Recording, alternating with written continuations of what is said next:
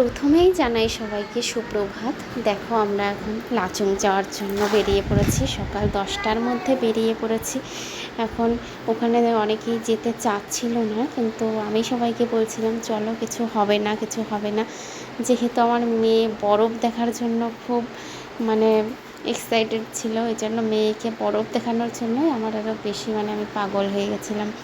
মেয়ের একটু শরীরটা ওখানে গিয়ে খারাপ হয়ে গেছিলো, কিন্তু ওখানে ইঞ্জেকশন নিয়ে ওষুধ খেয়ে মেয়ে একটু ভালো হয়েছিল, ওই জন্যই নিয়ে গেলাম।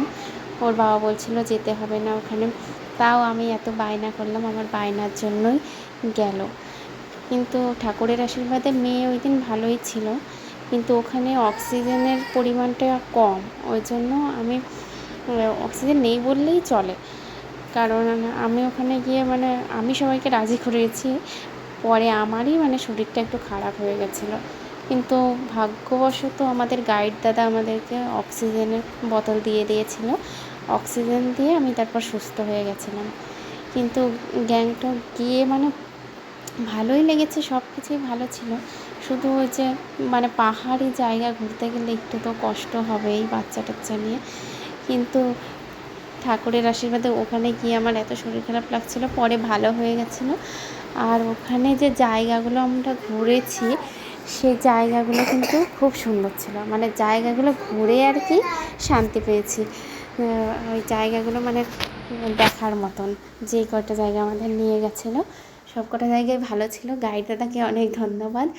আর আমার ঐশানীর বাবা আমার হাজব্যান্ড, যে তিনি তো সবসময় আমাকে সাহায্য করেছেন, সবসময় সাহায্য করে আমাকে, তিনি মেয়েকে রাখেন, আরও অনেক সাহায্যই করে, ওই জন্য আমি আরও একটু ঘুরে শান্তি পেয়েছি সত্যি কথা বলতে। আর তোমরা যদি কখনো যাও, তোমরা আগের থেকে কিন্তু অক্সিজেনটা অবশ্যই সাথে রাখার চেষ্টা করো, কারণ ওই জায়গাটা ভীষণই 0 পয়েন্ট, সবসময় সবাই জানে। বরফ পাবো না ভেবেছিলাম, কিন্তু ঠাকুরের আশীর্বাদে বরফ পেয়েছিলাম।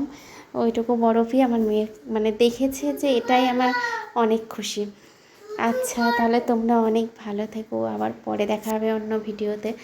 আমি ভিডিও দেওয়ার চেষ্টা করি সবসময় না পারলেও আমি যখন পারি আমি ভিডিও কিন্তু দিই। তোমরা আমার চ্যানেলটি সাবস্ক্রাইব করো, দেখো, আমার পাশে থেকো।